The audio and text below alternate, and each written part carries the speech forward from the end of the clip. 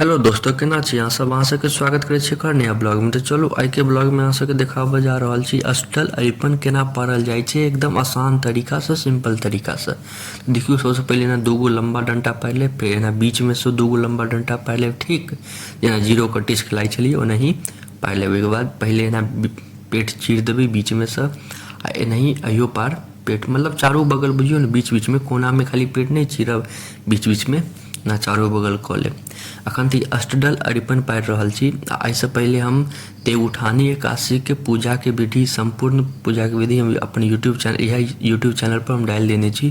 जे सब नहीं देखने हैं जाकर जरूर देख लेब, ठीक छै? जरूर जाकर देखब, पूरा संपूर्ण विधि डालने छियै। तो देखियो, पहले चारों बगल एना सबके पेट चीर लेब, ठीक। ओहिके बाद एकर मुँह की कहै छै ओकरा, घर बना दियो या ऊपर से ताज पहिरा दियो, जे अहाँ सब कहियो। तो एना कऽ कऽ चारों बगल कऽ लेब, इम्हरो इम्हरो, एकदम लास्ट तक अहाँ सब देखियो। एकदम आसान तरीका से बताएब, किछो एहिमे कट कुट हम नहीं करब वीडियो में, मतलब कि एकदम आसान तरीका से जे अहाँ सब आसानी से बना ली। तो यहाँ चारों बगल करऽ के छै, बहुत आसान तरीका छै बनाबऽ के। और की कहै छै, देवउठानी एकादशी में ये हम सब पारै छियै। आ पहिल साँझ में देवउठानी एकादशी के पूजा होइ छै, ओहिमे तुलसी पूजा होइ छै, बहुत रंग के विधि सब होइ छै। जे सब नहीं देखने हैं वो वीडियो हम डालने छी अपन चैनल पर। ऐसे पहिलुका वीडियो वएह छलै, तो हम सोचलहुँ पहले पूजा के विधि के वीडियो डालि दै छी, ओहिके बाद एकर वीडियो डालि देबै। जे ई तऽ बादो में चलते, ठीक छै, पहले पूजा के विधि के रहते ना तो ठीक रहते। तो पूजा के विधि के वीडियो डालि देने छी। आब एकर अहाँ सबके देखाबै छी, देखियो। देर देर तक पूरा चारों बगल कऽ लेलिए, ओहिके बाद एहन डिजाइन से ऊपर कऽ लेब, ठीक। बहुत सुंदर लागत, पूरा बनि जायत तऽ बहुत नीक लागत देखऽ में। एना एना फिर चारों बगल करऽ के छै, जेना ई गोल पड़लिए ने एकर, ओनाही चारों बगल एना करऽ के छै।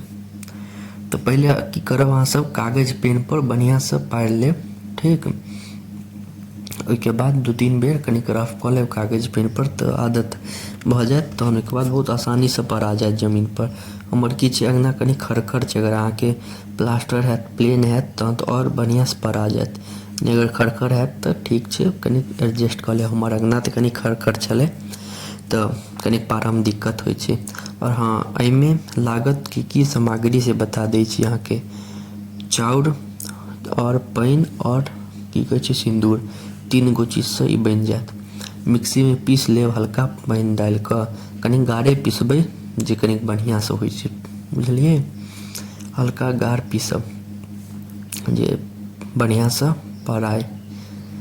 देखियो चारू बगल, आब एगो बचल छै, एतौ कऽ लेब चारू बगल, एना एना बढ़िया से पारि लेब। कॉपी पर कनि पारि लेबै ना तऽ बढ़िया से, तो टेढ़ टूढ़ नहीं हैत। आब पूरा बनि जायत तऽ बहुत नीक लागत देखऽ में। ओहिके बाद देखियो बीच में एना डिजाइन पारि लेब, एना कऽ कऽ ऊपर में बिंदीकाट दऽ देबै, ठीक। इहो चारू बगल करऽ के छै, देखलिए। बहुत आसान तरीका छै, अहाँ सब कखनो भी बना सकै छियै। 5 से 6 मिनट में आसानी से ई बनि जायत। आ नहीं, एहिमे हम तेजियो नहीं केलहुँ है, एकदम ओरिजिनल जे छै सब सीधा डालि देलहुँ, किछो कट उट नहीं केलहुँ है। तऽ अहाँ सब खाली लास्ट तक देखैत रहियो, और लाइक कमेंट शेयर सब्सक्राइब जरूर करियो। हम अपन मिथिला से जे भी जुड़ल छी रहते ई चैनल पर जरूर आयत, तऽ अहाँ सब सब्सक्राइब कऽ के राखू, जे सबसे पहले अहाँके पास आयत वीडियो। और अहाँ सब एनाही प्यार देखाबियो जेना देखाबै छी, ठीक छै। एनाही चारू बगल कऽ लियो, देखियो भऽ गेलै। अखने कते नीक लगै छै, औरो अखन करऽ के छै। आब देखियो ई भऽ गेलै। ओहिके बाद आब एहि पर तीनों बगल से एना एना गोल बना लेब, ठीक। अहाँ सब कमेंट कऽ के बताउ अहाँ सबके आसानी लागि रहल है कि नहीं, कि अहियो से आसान वाला अष्टदल अरिपन चाही, कि ई नीक ये। हमरा तऽ बहुत आसान लागल। अगला बेर और बढ़िया से कनिक ऐसे, अगर अहाँ सब कहब तऽ ऐसे कनिक और बढ़िया वाला बनायब के देखा देब। देखियो इहो जते जते एहन बनल छै, ओहि पर एना बना के दऽ देबै, ठीक।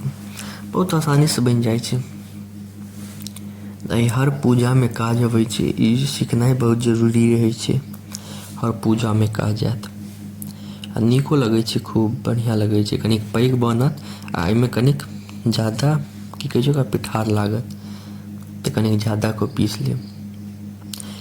एहिमे कनिक टाइमो लगै छै बहुत, तऽ साँझे तैयारी में लागि जायब देवउठानी एकादशी के। एहिमे बहुते चीज सब पारऽ पड़ै छै, हम वीडियो डालने छी, जाकर देख लेब कते चीज सब पारलिए। ओकर बाद देखियो पैर बीच में बनेबै तो मुट्ठी बांधि लेब और ओहिमे डुबा देबै हाथ के, और डुबेला के बाद जमीन पर दऽ देबै। ओकर बाद 5 गो अपन उंगली दऽ देबै। ठीक, बहुत आसानी छै, बहुत आसान तरीका छै। देखियो कते सुंदर लगे छै, बन गेलै, देखलिए ये आसान तरीका छलै। एहि पर सब कोना पर सिंदूर दऽ देबै, ये सिंदूर देबे करबै, सिंदूर बहुत जरूरी छै। देखियो एना एना कऽ कऽ सिंदूर हर जगह देबै, हाथ में लगा लेब, बीच वाला के बगल वाला उंगली में, और सब पर बढ़िया तरीका से लगा देबै। कनिक लेट भऽ गेल छलै, मम्मी कितने जल्दी जल्दी अपन लगा देलकै। अहाँ सब कनिक बढ़िया से लगा देबै जे देखऽ में नीक लगतै। सिंदूर जरूरी रहै छै लगेनाइ। तऽ अहाँ सब बतायब अहाँ सबके इम्हर केहन होइए और कते आसानी लागल। तऽ एते देर तक देखऽ के लेल अहाँ सबके धन्यवाद। नीक लागे तऽ लाइक, कमेंट, शेयर, सब्सक्राइब जरूर करब।